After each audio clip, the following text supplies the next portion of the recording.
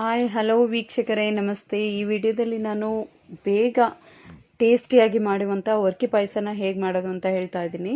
ಇದಕ್ಕೆ ಬೇಕಾಗಿರುವಂಥ ಇಂಗ್ರೀಡಿಯೆಂಟ್ಸು ನಾನು ಒಂದು ಕಪ್ಪಷ್ಟು ಬೆಲ್ಲ ತೊಗೊಂಡಿದ್ದೀನಿ, ಅದನ್ನು ಪುಡಿ ಮಾಡಿಟ್ಕೊಂಡು, ಹಾಲು ಮತ್ತು ಬೇಬಿ ಗೋಡಂಬಿ ಅಂತ ಬರುತ್ತೆ, ಇದು ಮಿಲ್ಕ್ ಮೇಡು, ಇದು ಬೇಕ್ರಿಯಲ್ಲಿ ಸಿಗುತ್ತೆ ನಿಮಗೆ. ಇದು ಹಾಕಿದರೆ ತುಂಬ ಟೇಸ್ಟಿಯಾಗಿ ಚೆನ್ನಾಗಿರುತ್ತೆ. ಮತ್ತು ಇದು ಏಲಕ್ಕಿಯನ್ನು ಪುಡಿ ಮಾಡಿಟ್ಕೊಂಡಿದ್ದೀನಿ. ಇದು ವರ್ಕಿ ಪಪ್ಸು ಅಂತ ಬರುತ್ತೆ, ಸ್ಮಾಲ್, ಅದು ಸಪ್ಪೆ ಪಪ್ಸು. ಸೊ ಅದನ್ನು ಪುಡಿ ಮಾಡಿ ಸ್ವಲ್ಪ ಬಿಸಿ ಮಾಡ್ಕೊಳ್ಬೇಕು ಅದನ್ನು. ಇವಾಗ ಅದರಲ್ಲಿ ಒಂದು ನಿಮಗೆ ಒಂದು 10 ಗ್ಲಾಸಸ್ ಮಾಡಬೇಕು ಅಂದರೆ ಇದರಲ್ಲಿ ಒಂದು 10 ಹಾಕಿದರೆ ಸಾಕು. ಇದನ್ನು ಪುಡಿ ಮಾಡಿ ಹಾಕ್ಕೊಳ್ತಾ ಇದ್ದೀನಿ. ಜಸ್ಟ್ ಒಂದು 5 ಮಿನಿಟ್ಸಷ್ಟು ಬಿಸಿ ಮಾಡಿದ್ರೆ ಸಾಕು. ನಂತರ ಇದಕ್ಕೆ 1.5 ಟೀ ಸ್ಪೂನಷ್ಟು ಆಯಿಲನ್ನು ಹಾಕ್ತಾಯಿದ್ದೀನಿ. ಇದನ್ನು ಗೋಡಂಬಿನ ಹುರ್ಕೊಳ್ಬೇಕು. ಇದು ಆಲ್ರೆಡಿ ಪುಡಿ ಆಗಿರುವಂಥ ಗೋಡಂಬಿ, ಬೇಬಿ ಗೋಡಂಬಿ ಕೊಡಿ ಅಂತ ಹೇಳಿದ್ರೆ ಕೊಡ್ತಾರೆ. ಸೊ ಇದು ಸ್ವಲ್ಪ ಫ್ರೈ ಮಾಡಿ ಇಟ್ಕೊಳ್ಬೇಕು.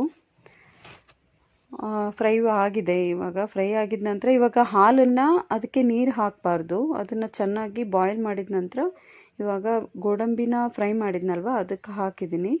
ಹಾಲು ಹಾಕಿದ ನಂತರ ಇವಾಗ ವರ್ಕಿ ಪಪ್ಸನ್ನು, ಅದನ್ನು ಬಿಸಿ ಮಾಡಿದ್ದೆ ಅಲ್ವಾ, ಅದನ್ನು ಹಾಕ್ಕೊಳ್ತಾ ಇದ್ದೀನಿ.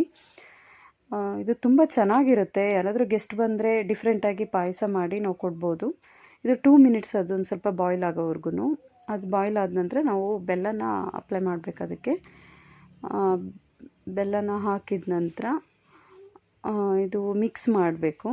ಮಿಕ್ಸ್ ಮಾಡಿ ಚೆನ್ನಾಗಿ, ತುಂಬ ಟೇಸ್ಟಿಯಾಗಿರುತ್ತೆ. ನೋಡಿ, ನೀವು ಮನೇಲಿ ಒಂದ್ಸಲ ಟ್ರೈ ಮಾಡಿ. ಎಲ್ಲ ಒಂದೇ ಥರ ಪಾಯಸ ತಿಂದು ಬೇಜಾರಾಗಿದ್ದರೆ ಈ ಥರ ಒಂದು ಪಾಯಸನ ಒಂದ್ಸಲ ಟ್ರೈ ಮಾಡಿ.